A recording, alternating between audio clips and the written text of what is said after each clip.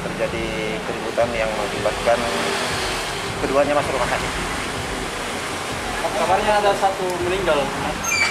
Ya, jadi benar. Satu diantaranya meninggal dunia dan sekarang jenazah masih di rumah sakit.